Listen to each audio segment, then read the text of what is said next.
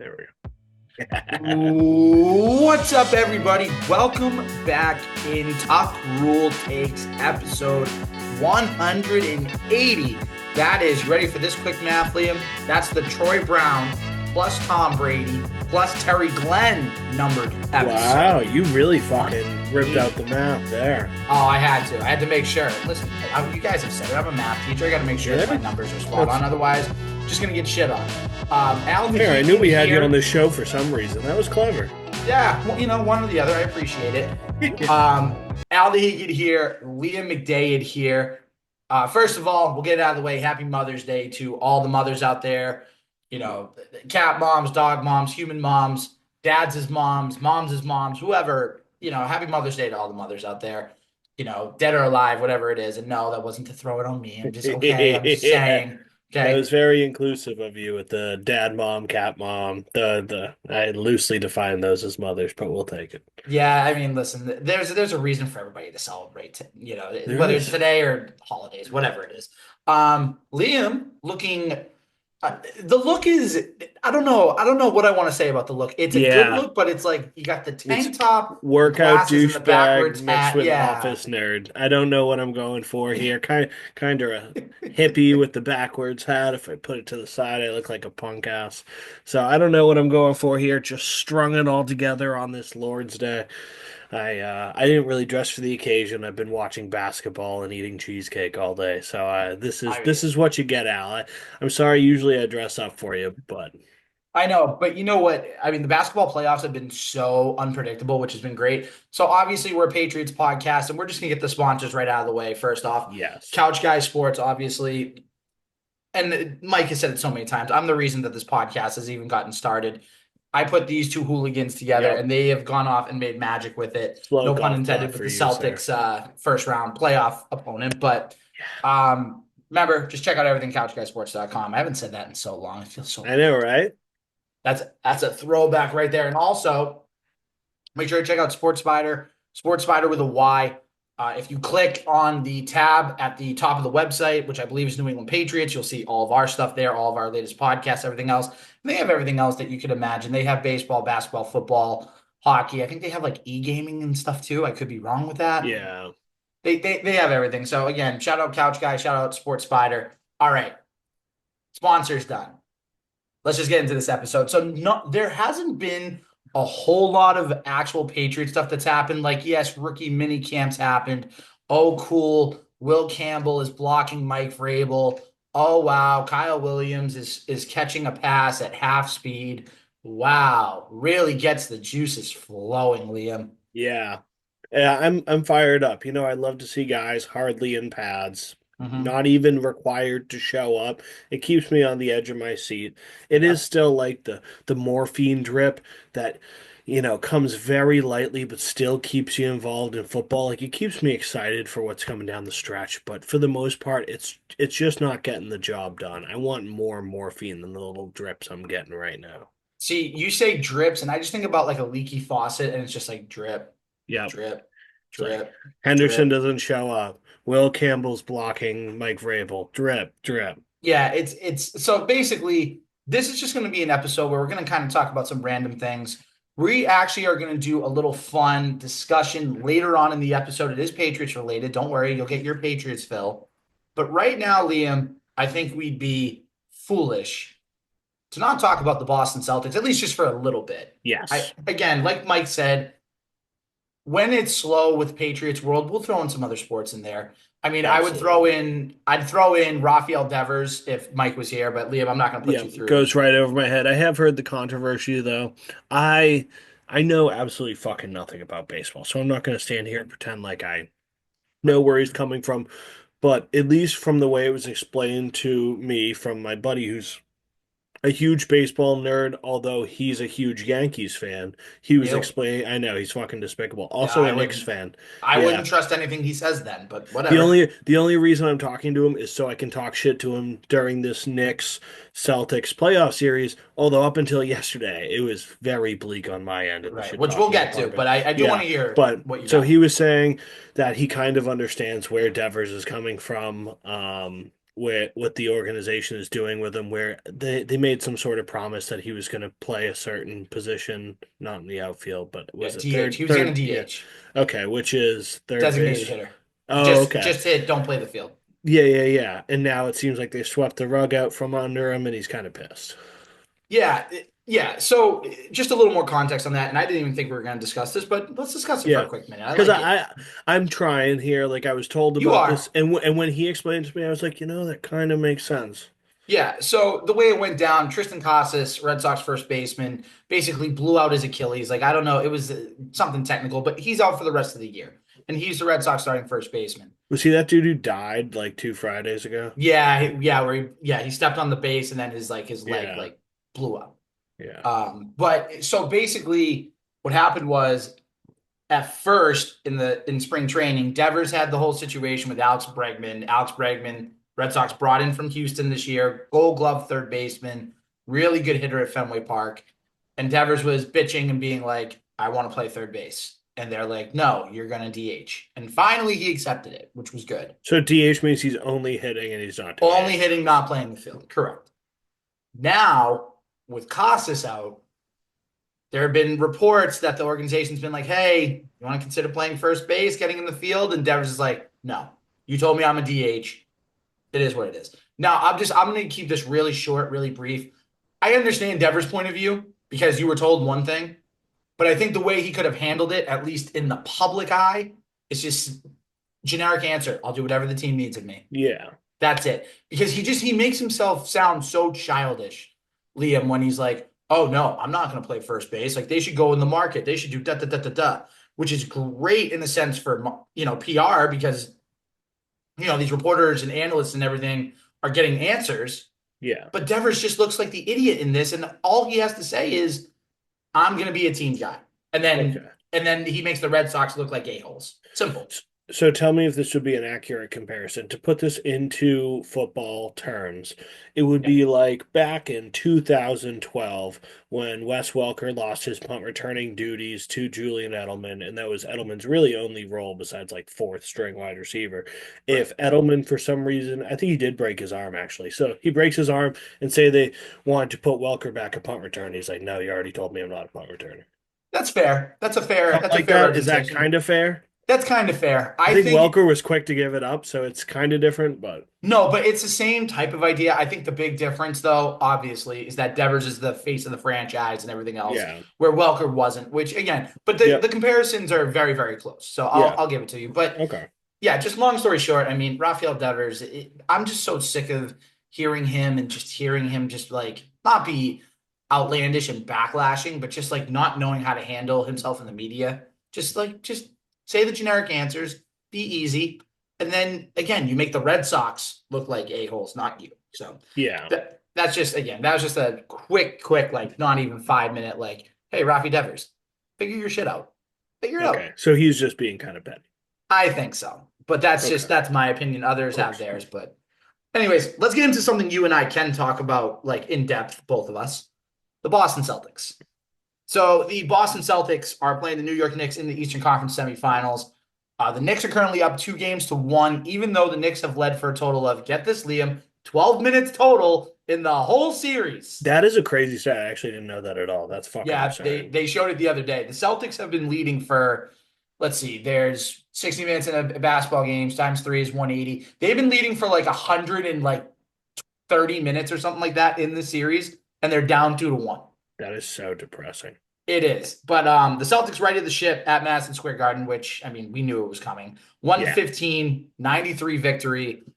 Game 4 Monday night. So if you're listening to this, it's probably Monday. So game night's tonight. So hopefully go Celtics, get the dub. Yeah. Liam, I feel really good about this series for some strange reason. And you wouldn't think that Yeah. with the way that it is. And You, I'll say, actually, go ahead. I was gonna say usually you're just not the optimist, so I'm surprised. I know. That's what I'm saying. And I was even like in game 3, I was texting some friends beforehand, and we were all like, this series, if they don't come out and play today, it's over. It's curtains. It's done. Yeah. And some people were even like Knicks in 4, Knicks in 5, but I was like, you know what? They have a chance if they win game 3. Then you got to win game four. Then you're tied going back to Boston. You got the home court back. And you know what, Liam? If the Celtics just play a C plus B minus game, they beat the Knicks every Yeah. single time. They played historically bad in games one and two. They shot, what was it, 15 for 60 in game one, 10 for 40 from game two from three Yeah, point land, so 25 of 25% 100. on the dot. Yeah. Like they Just shot kind of historic. scary even numbers there. I'm like, oh my I know, God. I know. And it was so bad, but they lost by three in overtime, and then they won, or they lost by three in overtime, and then they lost by one in game two. So they've lost by a total of 4 points in two games. So they're outscoring the Knicks by 18 in this series. I know I'm throwing a bunch of numbers at you, but anyways, Hmm, point being, I'm following. right? This Celtics team is so much better than the Knicks. They're so much better. They are better shooters. I think they have better defenders. I think that Joe Mazzulla has not coached his best series yet. But you know what? The hack of Robinson, I think, is hilarious. The two air So balls. funny. Oh my gosh. Like, especially the second one at MSG when he's just like in his head in his hands, like not knowing what to do. I think he made like an Instagram live story today, on Sunday. And I'm just like, okay, he's out of the series. Like you got to him already. Like he's Yeah. he's he's done. But I think if they win game four, they win this series because I think the Knicks will be depleted. They'll have given up a 2-0 lead with two games at home. And then they have to go back to Boston to win another game in Boston, which the fans are going to be fired up for. And the Celtics are going to want to prove they can handle home court. There's no way. So I think game four, whoever wins the series takes the series. That's just me. Yeah.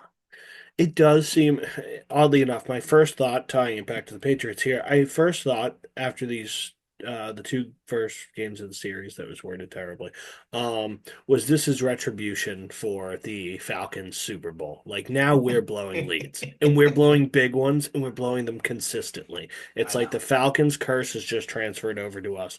But yeah, it's been such an ugly series. I don't have all that much confidence that you have, though I certainly think it's possible. They definitely can do it. It's just even last game, like when they were up, like the Knicks crept back in. We were up 27-29. I think it might be broke the 30 barrier at some Yeah, they point. did. And, They and the got to Knicks over just 30. creep back in. Yeah. And by the end of it, I'm like, oh my God, they only have a 20-point lead with like 7 minutes to go. And obviously that seems super safe, but I'm like, fucking, if Jason Tatum just starts taking them and Jaylen Brown was missing every shot at the end of the game, and I'm like, oh no, the only person who kept us afloat in the last game down the stretch and stopped another meltdown was Peyton Pritchard, who I was our know. leading scorer. He's the Shout out to fucking Pritchard, man. man. He's so good. Dude, it's hilarious how small he looks out there, and he'll occasionally get Mitchell Robinson guarding him, and I'm like, okay, the size difference here is unbelievable. But Right. Pritchard's doing his thing. He's balling out, and I think he's everyone's favorite. He's certainly mine. He's the ultimate fan favorite, and Oh, very I much. love. Well, wait a minute. There's one co-host that's not here, who we're not going to name, that doesn't like Peyton Pritchard. But He I'm like, doesn't? no. Do you see the text messages in the group? Probably. I Oh must have my gosh, forgot. he's always saying how much he doesn't like Peyton Pritchard. So Mike Really? doesn't like What a Peyton Pritchard for loser. some reason. Okay, yeah, that I doesn't know. make much Let me sense. ask you this real quick. What do you think is the difference between this year's Celtics and last year's? Because I have one or two quick thoughts, but I'm curious about your take on this. I've been kind of preaching it to the heavens, but the Celtics are an old team. Like you push back statistically, they're not super old, but the miles on everyone's body, the wear and tear, they they appear a lot older than their actual ages are. And it's really starting to show with Drew Holiday was actually fantastic last game, and he was hurt in the last series and coming in. I believe he was definitely banged up in game one, maybe a little better in game two, and he was great yesterday. But he just looks just a slight bit older, where he's still effective, but he's down a notch. Al Horford, last game he was fine. The games before then, he looked wretchedly old. And in those games, we had to play him unbelievable Right. minutes because Porzingis is hurt. And then you get to Porzingis where, he's out and slowed down, not because of age, but because of this illness, this mysterious respiratory illness that he has.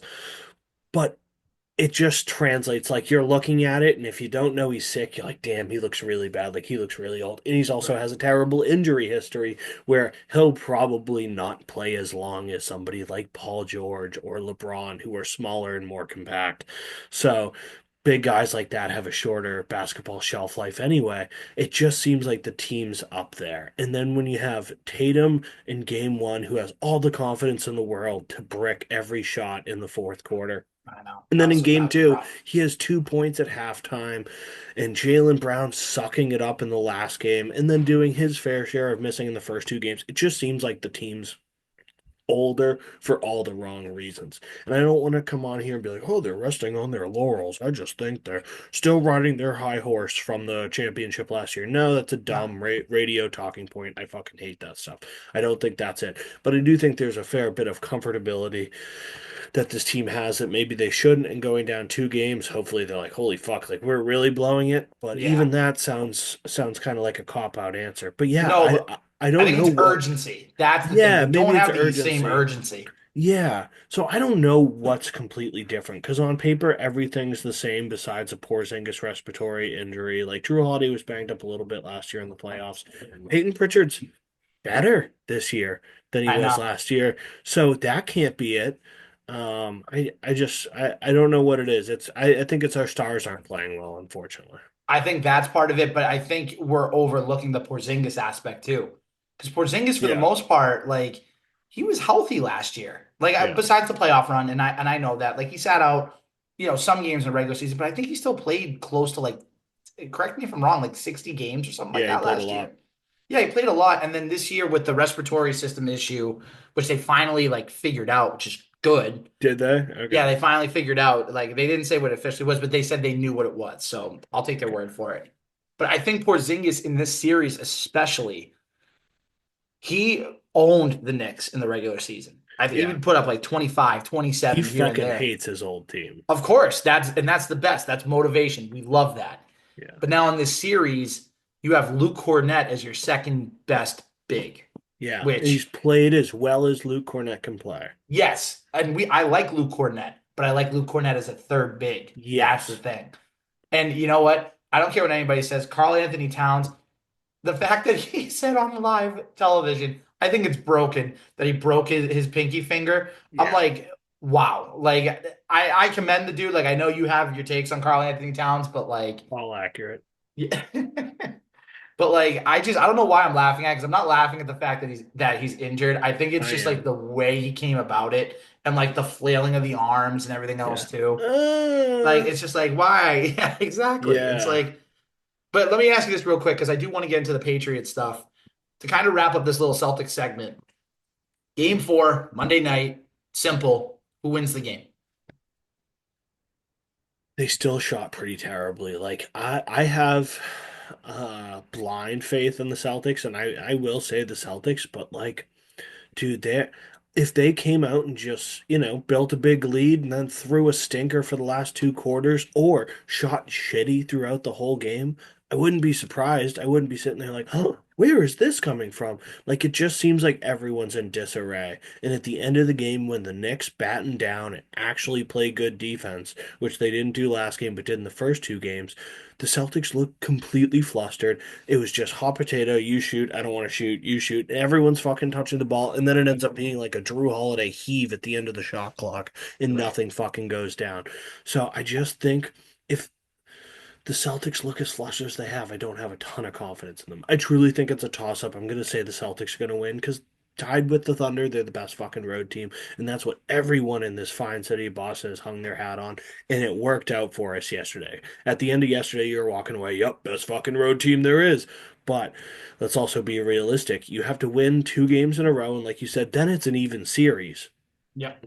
And you're building game at a time. I just don't have a fucking lot of confidence in this team. They were ugly. So you said the Celtics didn't shoot well, but I'm looking at the stats real quick. They shot 48% from the field and 50% from three-point land. Last game? Yeah, so they shot the ball Okay. well. Which again, not to like Yeah, discredit, but and it's Tatum was great. Like Tatum was like 4 or 4 right. from one point. I was like, okay, this is what I'm expecting to see. But then just as the game went on, I remember Brown missed his last 8 shots or something I like know. that, It and was it Al was tough Horford to missed his watch. last two, and I'm like, oh no, here it goes. And then, like I said, luckily Peyton Pritchard was the only one making shots. But Tatum wasn't super aggressive down the stretch, and Drew Holiday had a couple big buckets, which was really nice. But I was like, what the fuck is going on here? It just seemed like the same script was playing out, Yeah. except two or three players were like, "No, we're not going to let this happen again." Drew Holiday's hitting him with the pinky when he after Yeah. he hits the three The and stuff Austin like that. Powers pinky. I love Yeah, that. $1 million. Dollars. Yeah, so friggin' thank God he was like, no, we're not fucking doing this again.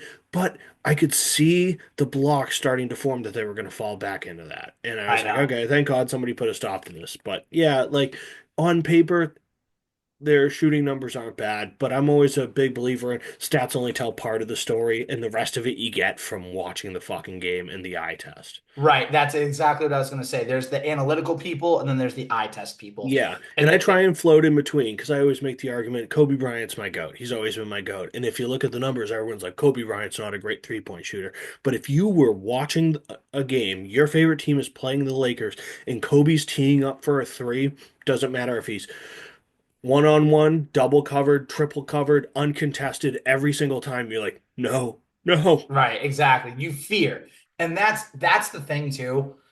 I think the Knicks will have some fear creep in if the Celtics come out in game 4 and then they basically go up like they did in the first quarter of game 3. If they do that, the Knicks are going to start to creep in and be like, oh no, like, are Yeah, we about to lose a 2-0 lead? Like, yeah. yeah, I agree completely. It's just they can leave the door open for Knicks hope. And the Knicks have a ton of hope right now. Even with their last game, I bet Knicks fans aren't discouraged at all. Like they're playing with house money and they're kicking the dicks in of the defending champions. So I'm sure the team's riding high, besides Mitchell Robinson and hopefully Karl Anthony Towns because he sucks too. And the fan base is all psyched. yeah. And you know what? The fan base is going to be psyched for game 5 on Wednesday if they take care of business on Monday, which I think they're going to do. I Yeah. do. I think the Celtics are going to take care of business. Like I said, I have blind faith, but I'm proceeding with caution. Understandable. All right. Let's segue a little bit. We're going to transition. We're going to get back to the actual Patriots portion of this podcast. So if you stuck with us, thank you. We appreciate it. The Patriots talk is here. Again, there's not a lot going on. So Liam and I were talking before the show, and we were like, what do we want to talk about? What's a good topic? And we took a look back at the Tuck Rule Takes Notes, and we found something that we thought was interesting.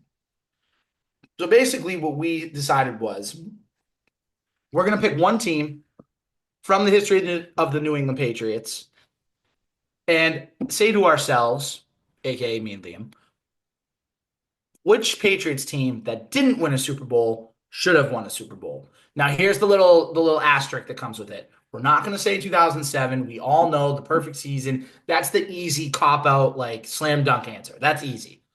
We're going to challenge ourselves a little bit.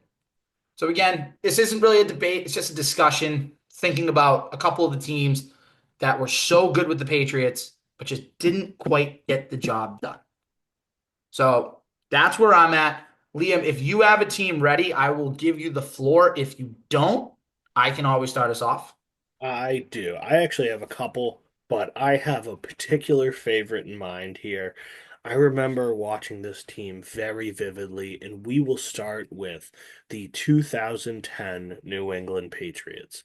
This Okay. was the year that they went 14 and 2, actually a relatively mediocre or standard record for the Patriots during this dynasty. Of course, first in the AFC East and had a first round bye and lost to the New York Jets in the divisional round.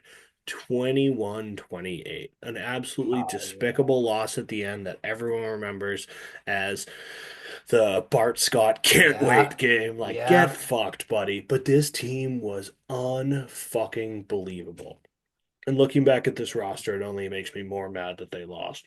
So I'll headline some of the key guys, and then I want to get whatever memories you have from the season. I'll share mine as well, probably as I'm going through the rosters as well. But obviously, at quarterback, we're rocking with TB12. Mhm. Running back, the man, running back by committee, but still the man, Ben Jarvis Green Ellis, backup Danny Woodhead as our third down back. And then in reprieve, should be Hall of Famer Fred Taylor. Loaded backfield. They had a ton of veterans on this team that just sneaky crept in. Where I'm like, oh yeah, he was on the Patriots. He was incredible. Fred Taylor highlights that list that we'll get into. Wide receivers, unbelievable receiving core here. We got Deion Branch back for a second stint. Of course, Julian Edelman as the number one. Matthew Slater rocking very occasional minutes. Brandon Tate, who I actually really liked and is part of one of Throwback. yeah, he's part of like when I think of Tom Brady highlight reel, he had this one where he pump fakes, kind of does a 360 out of the pocket, rolls left, and then bombs it to Brandon Tate, I believe in overtime to win it. And then of course we had Wes Welker. So monster receiving core, and here's where the stars of this team were. Rob Gronkowski, absolute murderer, number 85, Aaron Hernandez. And then the backups to these two guys, one of my favorite players ever, and I cherish him being on the Patriots just for his 2 years that he was. I think it was actually a year and a half. Algie Crumpler. Another one going on.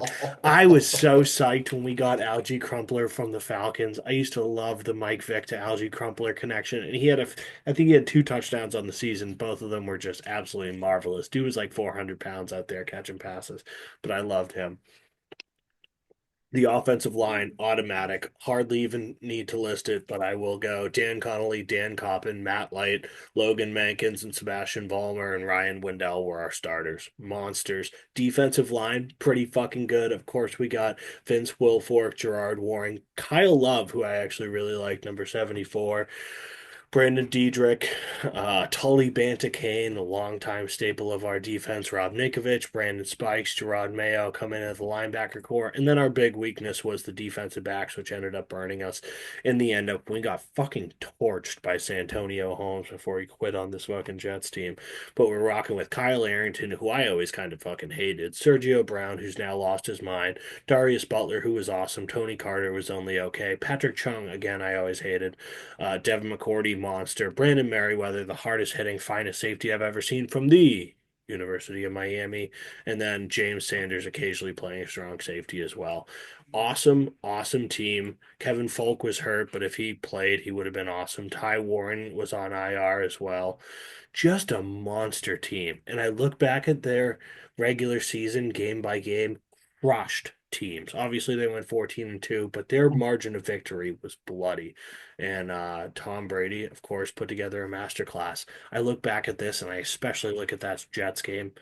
It's fucking criminal that we lost this because we would have gone on probably to one of the greatest Super Bowls ever. Aaron Rodgers versus the Tom Patriots. Brady, yeah. I have no doubt we would have beat the Steelers. We always beat the Steelers. Mhm. So I just, what are your memories from this fine game So or just fine remember season? the big memory that everybody, and I had to take a second to be like, wait, was it this year that it happened? The Dan Connolly kick return Yeah, to the 3 yard line against the Packers. That always will stand out. And I think everybody is hoping like, oh, one more block to see him get in the end zone. Obviously, it doesn't happen, but that was just such like a memorable play. Because how many times you see a lineman, first of all, take a kick return, and second of all, take it all the way to the 3 yard line? Like that was impressive. You mentioned they had some games where they blew some teams out, but I was looking through. They actually had a decent amount of one possession games too. Like they yeah, played the Colts and it was a one possession game.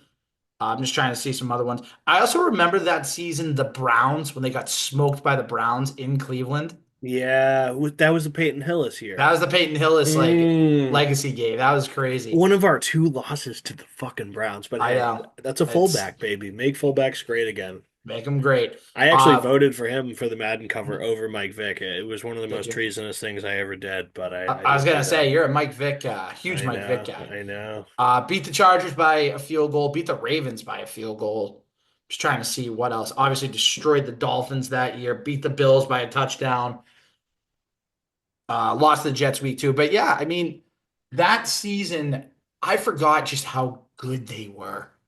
But then you get to the divisional round against the Jets. It's not like it was in the Meadowlands, like it was at Foxborough, and you're Yeah, like, okay, this should be easy. Like, but then all of a sudden, just like should have been. dumb things started to happen. And then you're like, wow, they actually lost this game. The season's over. And they had beaten the Jets in week 13, 45-3 at home. Yeah, So it's like, how? I didn't understand how, but those were the couple just quick memories of that season. That season, I mean, it was 15 years ago. My goodness. Yeah, that was the playoff game. Tom Brady throws that blind screen pass that gets intercepted by David Harris, That's which right. almost goes back for a touchdown, except of course Algie Crumpler runs him down. But I'm looking at it now. That was Tom Brady's first pick since week 5 of the regular season. He throws that in the divisional round. Like the team was flawless offensively, and of course we fucking lost. LaDainian Tomlinson ended up scoring that next drive. I know. No, I'm just like thinking back on it now. Like that era from 2005 to 2013 was so torturous for Patriots fans because you get to the Super Bowl twice and you get to the playoffs every year and you just didn't win a Super Bowl in that time. It was maddening to think about. Yeah. Yeah, everyone was freaking out. Like we had, it seemed like the fall off was massive after that 2008 season. Matt Castle obviously misses the playoffs. I'm sure we'll get into some of these other ones, but it just seemed like the ball bounced the wrong way for 10 years. And this Right. game was no better testament to it than that. Were there plenty of Patriots mistakes? Absolutely. Of But the course. play wasn't so bad that we should have lost to the Jets. And then all of a sudden, Santonio Holmes catches a touchdown to put them up 10 points with 2 minutes to go in the game. And you're like, I remember sitting there being like, how the fuck did we get here? Listen, that season and that whole time period, it's just like you want to erase it from memory. That's Yeah. and those are the years, the 2 years that the Jets were actually good and made it to the AFC Championship, like back-to-back seasons. That's crazy to think about too. Yep. Like it's just straight up weird. I don't know. Yeah. Weird times in the They were 2010s, always man. competitive. They were always super close. I They don't were. know. Yeah, it's horribly frustrating. That's why this topic's super fun. Like there's a million teams to pick Oh, of from course. 2005 to 2015, dude. Any of these teams we could pick. And this was always one of them that just stuck out in my craw. Of like, worst of all, we lost to the Jets. Like if we lose to the Colts in the or the Steelers in the next round, like yeah, I'd be super fucking pissed. We'd be a game away from the Super Bowl. But I'd treat it a lot like those Ravens teams that we lost to, where I'm like, okay, like, this kind of blows, but we were a game away from the Super Bowl and we just got unlucky, or, in one of the Ravens circumstances, we ended up playing like shit. But yeah, it just, very, very, very, very, very, very unfortunate. Yeah, it definitely was. Do you have anything else from that 2010 season that you want to talk about? Yeah, the Packers game that you mentioned, Matt Flynn was starting for the Packers that year. Oh So yeah, that's yeah, and he right. he actually balled out in his games that he played for them. So I remember thinking that if the Patriots made it to the Super Bowl, they'd finally get to play Aaron Rodgers, and that would be a dynamic Super Bowl. There was also a guy that I remember. He was on the practice squad. And he played for a little bit because there were a lot of injuries to the running backs. But do you remember Joey Isefa? Vaguely, vaguely, vaguely, vaguely. So he wore Omano Inui's number 47. He was a running back, like a big power back out of Hawaii. And I Okay. remember seeing him on the practice squad. And, I was young where I didn't really pay attention to practice squads back then, but he got pulled up for active duty in one of the games, and he was fucking awesome. I'm looking at his stats now. Against the Titans, he led the Patriots in rushing with 51 yards on 14 carries. Like he's not fucking blowing anyone away here, but it was kind of like a Jonas Gray situation where he obviously didn't do as good. But I just remember being like, "Oh yeah, I was super hyped up about this guy, and they didn't really do anything." See, you remember these obscene players, and then I'm like, wait a minute. Oh yeah, this actually Yeah, makes sense now. And I'm like, oh, this guy the t actually existed. the type of players you fall in love with when you're a young kid. But Or I the type remember of being like, players this that guy's a are like fucking the monster. random name on Madden. It's like, Yeah, whatever. It's just like, oh, a good hundred God. percent. Yeah, I lived for that shit. So this was the Joey Isefa year. I remember that very fondly, and that did play a huge part in me picking this as well. I thought he was going to be a monster, and I think he only played the one game. Anything else from that 2010 season you want to go back down memory lane about? Not at the moment. Dion Lewis was on this team, but he was on IR. I'm surprised about that. This was the Brian Timms season too, when he caught that Oh deep touchdown over yeah. the Bills. Yeah, they That's were like right. Brian Timms is in the game, bang, deep Oh, touchdown, and that's then he never right. played Okay. again. Yeah, yeah. Mike brought that up a couple weeks ago when we were on the show for whatever reason, but yeah, that was this year too. Just a lot of random plays made by random guys. Where I look back on it now, I was like, it was so cool. Where we had such a sick team, and you could just plug in any random person to do it. No, for sure. For sure. Sorry, I'm looking at like my season that I have because like I'm already psyched to like get talking about it and everything too.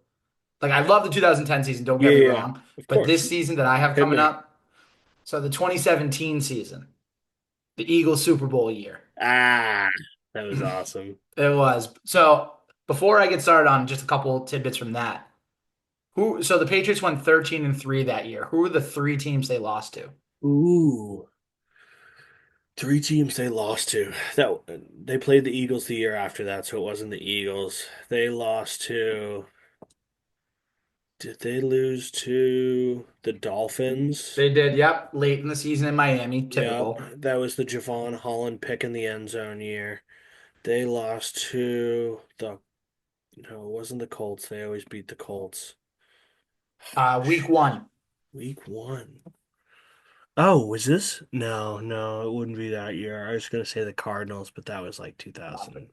not the Cardinals. No, because in 2016, the Super Bowl year, they beat the Cardinals on the road with Jimmy Garoppolo. Yeah. Oh, okay. Yeah. No, I was thinking of the one where we lost to John Skelton and them. They kicked a field goal. I think that was 2013. Give me a hint. It's a team that's dominant now in the NFL. We beat the Ram. Was it the Rams? Wasn't the Rams? Shit. Oh, the Chiefs. Yeah, there you go.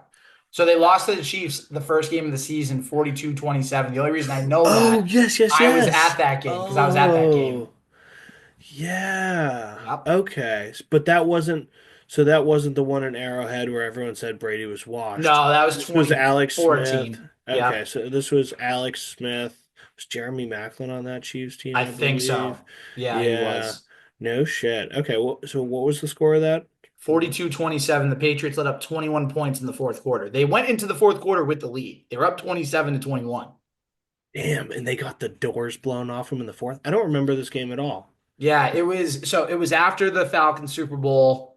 And the only reason I remember because I was at the game and they had and I know you don't like it, but like they had the bar stool, Roger Goodell clown Yeah, towels. Like they of had course. that. So everyone was rocking those at the stadium, which was cool. Who And then scored in the Chiefs? I'd have to go back and look at the Yeah, look at that. So no it looks shit. like, oh, remember we had Mike Gillislee? Yeah, he was a monster. Yeah, we had Mike Gillislee. Demetrius Harris scored for the Chiefs that game. Gillislee had two Tight touchdowns this end. game. Wow. Yeah. Oh, they had Tyreek Hill still. That's right. They had Tyreek Hill. Okay. They had Kareem Hunt. Wow, Kareem Hunt scored twice in this game. Oh yes, Three this times. was Sorry, three times. yeah, this was Kareem Hunt's first game. I do remember this game because he fumbled on his first carry and then went for 200 yards. Yep. Yeah. Oh, I do remember this game. Was it rainy? Maybe misty, but nothing too crazy. I don't remember it Yeah. being like raining. Okay. So No they shit. lost to the Dolphins. They lost to the Chiefs. Who was the third team they lost to that year? This one you might not get. Um, jeez. Uh, is it in the Chiefs division? No, it's in the NFC. I'll give you that. Um, was it the Seahawks? Was not the Seahawks. Huh. Yeah, I'm clueless. Carolina Panthers. They lost to the Oh, Panthers that was that 33 to game. 30. When Yep. Cam Newton threw that juke on Chandler Jones, basically the entire defense. Yep. Yeah, ice up, son, ice up. Yep. That Uh, game was iconic. That was 2017. I thought that was way earlier. Oh my no. God. Devin Funchess had two touchdowns. Fozzie Yeah. Whitaker had a touchdown. For Wow. the Fozzie Patriots, Whitaker's a name. he is. Chris Hogan had a touchdown for the Patriots. Deion Lewis, Amendola had a touchdown. Yeah, Brandon LaFell was I think was LaFell not was on the. that team. Yeah, I don't no, he think wasn't so. on the Panthers. Yeah. No No. shit. Okay. Yeah, so that was, but that year, I mean, they just like they kicked the No. crap out of teams. I mean, It was also the week 3 game against the Texans where they won 36-30. I think that was that was the Brandon Cooks game where he caught the touchdown with 25 seconds left on the sideline. He had the toe tap touchdown. Yeah, okay. The shootout with Deshaun Watson. I was convinced he was going to be unbelievable after that game. I know. Yeah, that game was iconic. So that was the Brandon Cooks year, obviously, because he got knocked out of the Super Bowl. Oh, that was heartbreaking. Once he got knocked out, you knew it was over. Yeah. Wow. And actually, I take back what I said. They didn't really kick the crap out of teams. The only team they really beat up bad, like the Broncos, they beat up pretty bad. The Raiders in Mexico, they beat up pretty bad. Actually, the Dolphins. The second half of the season, they started to beat teams pretty easily. The Bills, Ooh, they which beat. I think that was the Devin McCourty. Was that the Devin McCourty pick six game? which one? The Bills? Yeah. Yeah, I think it was. So Or this was is it? Josh Allen's rookie season. Okay. Um, they lost to the Dolphins that year, which shocker. I mean, they always lose to the Dolphins. Yeah. I'm trying to see what other games. They beat the Steelers again. The Steelers. Was that the Gronk three straight passes for first downs and then the touchdown game? I think it was. I think it was. Or no, that was 2018, I think, because I think that was the year they won the Super Bowl, right? Trying to remember. But they beat the Yeah. Bills by 3 touchdowns at home. They beat the Jets pretty well. And then so it was weird. Like the Um, first half of the season, they were playing these crazy close games. And then the second half of the season, they just blew everybody out of the water, except for the Dolphins, yeah. of course. So this was the Jesse James game for the Yeah, that was the Steelers. Jesse James game, but I think that was Yeah. 2018. No, that was this year. I'm looking Was at it? it now. So, yeah, Roethlisberger pass over the middle, Jesse James for 10 yards, touchdown, official play, called it back. Short left to Darius Hayward Bay for 3 yards, pass over the middle, intercepted. By Duron Harmon, who got every clutch pick. I remember he got True. picks off Joe Flacco to send them to the next round. The playoffs, the year we did the double pass settlement to Amendola. There were so many games where Duron Harmon would hardly ever play, and then they go in, put him in there for crunch time, and he'd get the game sealing pick. So that was this game. Okay. Yep. One of the more entertaining games that season, and I would say this was one of the more entertaining AFC championships they ever played in, was when they played Blake Bortles and the Jaguars. Yes, That but was this wasn't the year. Oh, this, yeah, in the playoffs. I was thinking the regular season when they kicked our no, dick, our dicks in. no, in the playoffs, Jaguars were up 20-10 in the fourth quarter. Brady comes down, throws 2 touchdown passes to Danny Amendola in the back of the Yep. end zone. And then there's the iconic it's like 4th and 7. Bortles throws it, and Stephon Gilmore comes around, knocks the Tips ball it. away. Yeah, I I remember it never, just real distinctly quick, from I that. never heard Gillette Stadium as loud as it ever was as when Gilmore made that knock the ball away. Yeah. It, Oh, it it was was a like it was perfect like an play. eruption. It was Yeah. crazy. I remember watching. So I was obviously at home playoff game. I definitely wasn't able to afford to be there. But I remember. So Blake Bortles, the Jaguars are driving for to potentially win the game. Time's expiring. I think there was maybe a little more than 2 minutes left on the clock, and that's when it ends with the Stephon Gilmore deflection. But I remember. The announcer, whoever was calling the game at the time, was like, "Do we really think Blake Bortles can drive to win the game here?" And I remember feeling completely calm, like there's no way Blake Bortles is going to be able to do this. And that drive was extremely short-lived. I don't know if they ever even got a first down. I think on their first set of downs is when they went for it, and Stephon Gilmore deflected it away. But I had the utmost confidence. Everyone knew that Blake Bortles was not going to be able to put together a drive to beat the Patriots and send his team to the Super Bowl. It was just completely out of his wheelhouse. Unfortunately, because I like Blake Bortles, but he just was. You're not that guy, which sucks. But You're hey, not that guy, pal. You're you're not not that that guy. guy. Yeah, that was an awesome fucking year, and I think they still show it every once in a while, like that um, graphic from the NFL where it shows the stadium that the Super Bowl is being played in, the Lombardi in the background, and the four quarterbacks walking to it when it was the championship games, and it was like Either Case Keenum, Tom Brady, Nick Foles, or Blake Bortles are going to win the Super Bowl Oh my this year. And gosh, it's I just the remember that weirdest graphic. graphic. I remember Yeah. that. I was like, Mm. oh my gosh, this should be the easiest one. I know, right? Imagine. Oh my And like gosh. looking back at that now, that's comedy, seeing how Nick Foles' career went and Case Keenum's, and of course Blake Bortles, most of all, how all their careers went. You're like, this is the wildest. Like it comes down to these fucking guys. It's unbelievable. And obviously Tom Brady was by far the best of the bunch. So this seemed like a layup Super Bowl. You're like, oh, we got this easily. Right. And Uh, then Nick Foles happened. yeah, Which Nick let's Foles. talk about the Super Bowl because like Sure. not even just to gloat because I'm an Eagles fan and it was awesome, but like that was probably the most entertaining Super Bowl I've ever seen. Like It it was was. unbelievable. But it had a lot of questions too. Obviously, the biggest one, why didn't Malcolm Butler play in that Super Bowl? Yeah, Like, but why he did he only wouldn't play have. one snap on special He teams? one of those people that thinks he would have made a difference.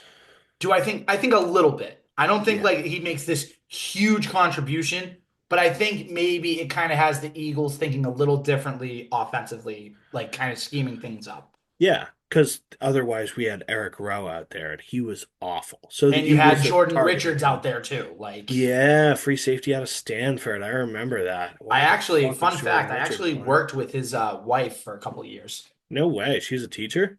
She worked in she was I think like an office administrator or something like that. But yeah, no, cool little tidbit. But She was nice, of course. yeah, very, very, very great lady, sweet lady. No shit. Um, but yeah, I mean that Super Bowl again. I don't think Malcolm Butler makes this monumental difference. But Yeah. that season, he had played almost every snap. He had played majority of the playoff snaps too, and then all of a sudden, he just gets basically the rug ripped out from under him in the biggest game to try to get his second Super Bowl. Like, Yeah. and we don't know to this day why he was benched either. And it's been almost 10 years. I know, and we're probably never gonna No, we're find never going out. to. But I remember hearing the rumors like he was shacking up with one of the coach's wives or something like that, or That's the like an rumor. office administrator. It's kind of like the Ime Udoka thing, where it's like you're just making all these assumptions, and probably none of them are really accurate. Right. But yeah, like I think it's an easy cop out for all Patriots fans to say is like Malcolm Butler would have made the difference in the Super Bowl because he did make the difference in a Super Bowl earlier, the Seahawks Super Bowl. So it's easy to say that, but also It like, does is. anyone think he would have made another incredible play like that to win a Super Bowl a second time? I would Probably say probably not. not. Yeah. Probably not. And you're probably right. But again, my thing is, why are you putting your best corner, your best defensive back on the bench in the biggest game of the year? I, That's my gripe. I agree because otherwise, like their options weren't super great in this Oh, they were terrible. circumstance. Yeah. Um, so this was 2017. So Gilmore was out there. Gilmore, I think Gilmore was, yeah, Gilmore was out there. So So what did he do? he did not a lot. I mean, Apparently. So I don't remember him at all in this game for some reason. But we had Cyrus Jones, who sucks. Kenny Moore was terrible too.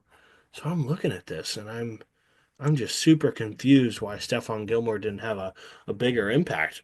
But yeah, there were definitely a couple controversial plays too. We had Zach Ertz diving for the end zone. He kind of fumbles because it yeah, was the exact same thing as the Des caught it play. It was right. the same thing, but they counted it a touchdown, which I'll take. And then there was some controversy over whether Corey Clement got both of his feet down in the end zone on an absolute seed from Nick Foles. And then also like the Philly special play that supposedly someone moved early or whatever, they didn't call it, which Yeah. Yeah, which I agree you don't call those in the Super Bowl. Like if you're gonna call ticky tack shit in the Super Bowl, like that makes it bad for everyone. right, And exactly. that's why I hated the Buccaneers Chiefs Super Bowl when Tom Brady won because I don't love the Chiefs, but every single penalty they could possibly call on the Chiefs, they did it. And I was like, I just want an entertaining game. Like I think it was 31-7 was the final, 31-9. I was like, this Yeah, blows. the Bucks defense played well that Super Bowl too. They got to Yeah, Mahomes but so like, easily. yes, they did, definitely. But like not through a lot of their own vitriol. Like they weren't a dominant defense, in my opinion. Like they were pretty good, but even Aaron Rodgers had like 27 points on them Yeah. the week before. So I didn't think they were this stifling defense. Taylor Heineke almost beat them in the first round. But then when you call every single penalty against the Chiefs and then you make their offense very one-dimensional where they have to pass to get back into the game, it limits your options. Then everyone can pin their ears back and go get the quarterback. That just drove me crazy. But now we're no longer talking about this season. But that was an awesome Super Bowl. Tom Brady obviously crushed it. 500 yards and a loss is I know. absolutely despicable. But um, I think he was fucking MVP that season too, if I'm not yeah, mistaken. yeah, he was. Yeah, he So beat out Carson Wentz, who totally should have won MVP. He if he was didn't a get hurt that monster. year, he would have won MVP.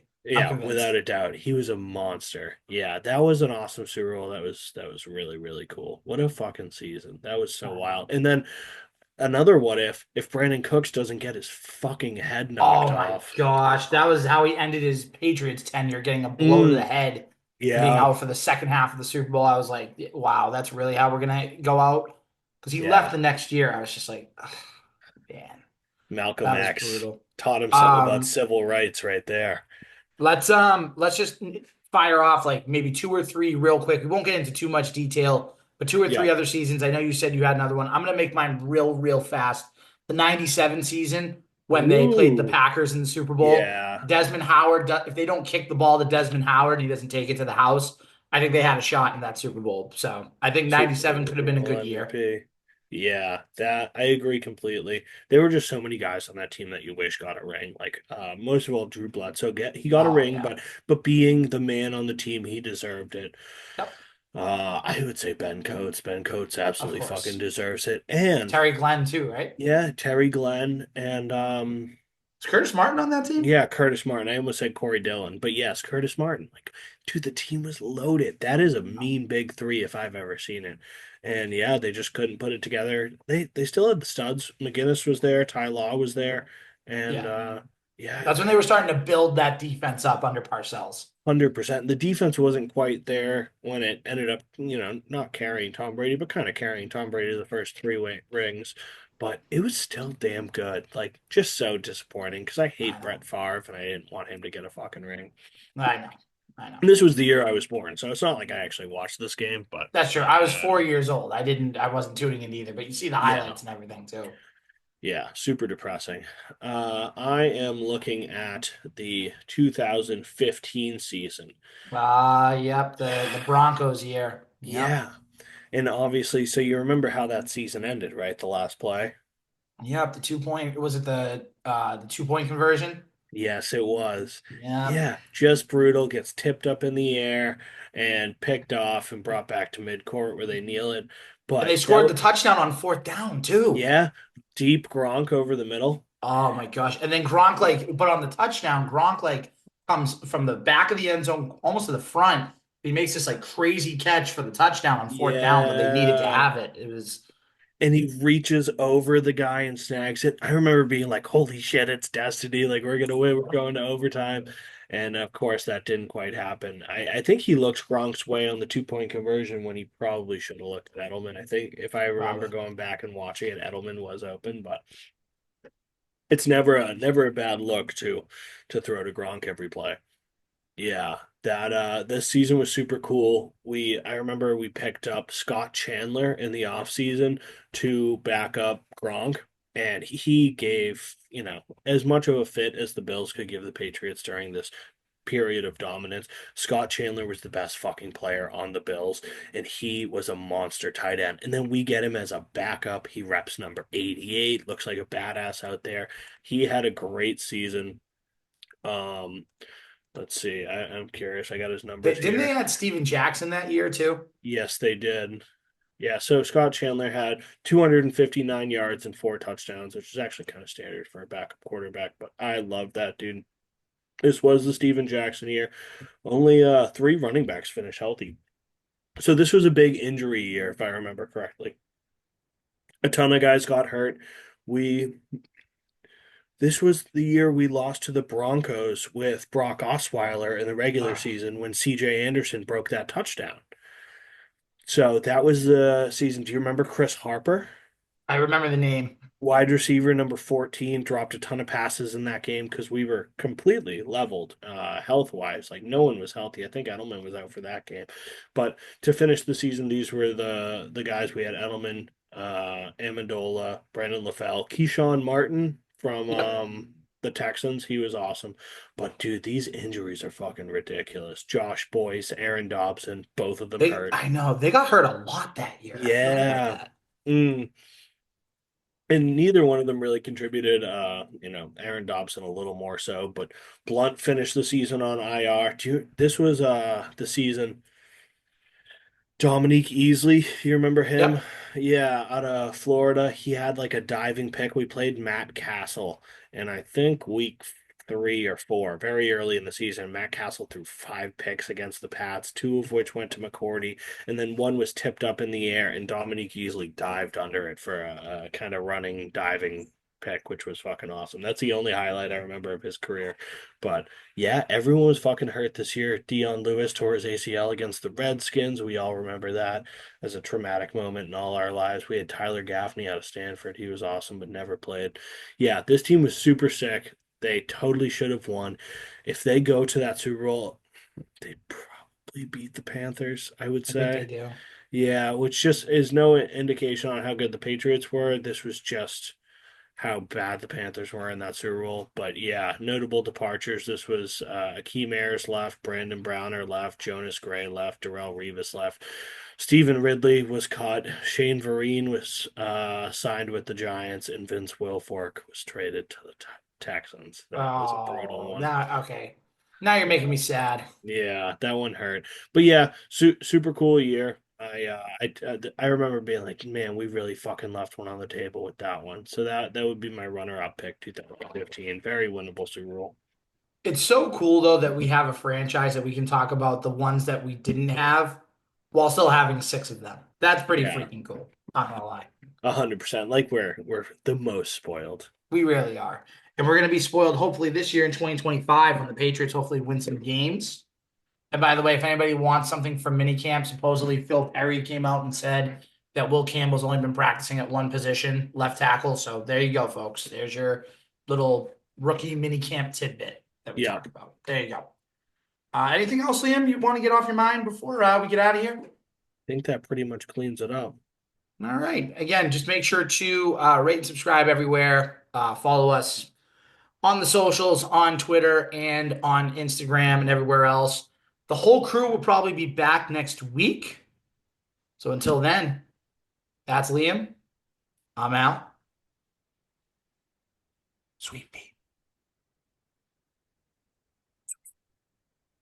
Later. Later.